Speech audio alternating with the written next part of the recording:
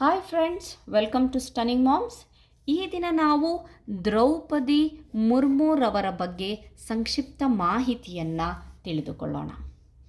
ಅವರ ಜನನ 20 ಜೂನ್ 1958ರಲ್ಲಿ ಆಯಿತು. ಈಗ ಅವರಿಗೆ ವಯಸ್ಸು ಸುಮಾರು 64.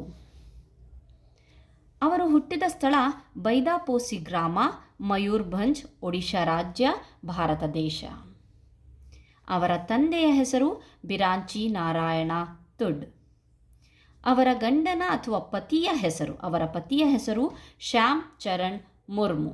ಅವರು 2014ರಲ್ಲಿ ನಿಧನರಾದರು. ಅವರ ಧರ್ಮ ಬಂದು ಹಿಂದೂ.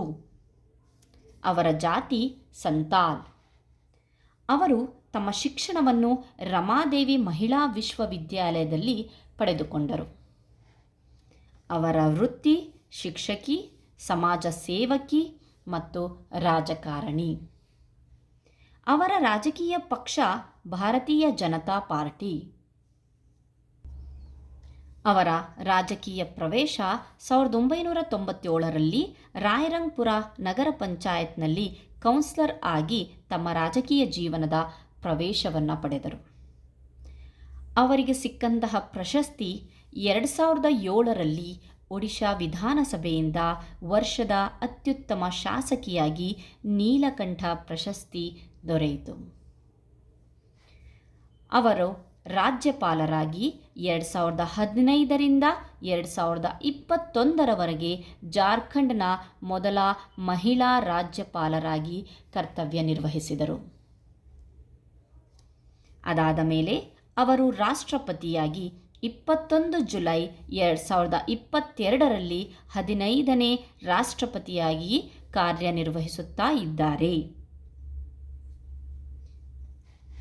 ಅವರ ಒಂದು ವಿಶೇಷತೆ ಏನಪ್ಪ ಅಂತಂದರೆ, ಮೊದಲನೇದಾಗಿ ರಾಷ್ಟ್ರಪತಿಯಾದ ಮೊದಲ ಆದಿವಾಸಿ ಮಹಿಳೆ, ಎರಡನೇದಾಗಿ ಭಾರತದ 2ನೇ ಮಹಿಳಾ ರಾಷ್ಟ್ರಪತಿಯಾಗಿದ್ದಾರೆ.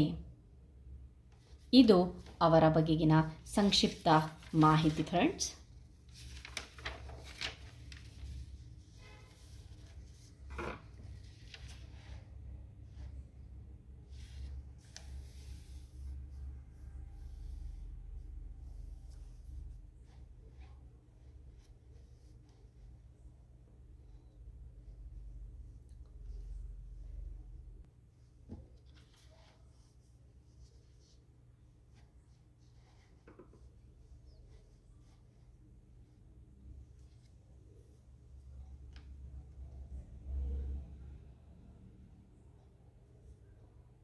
Thank you friends.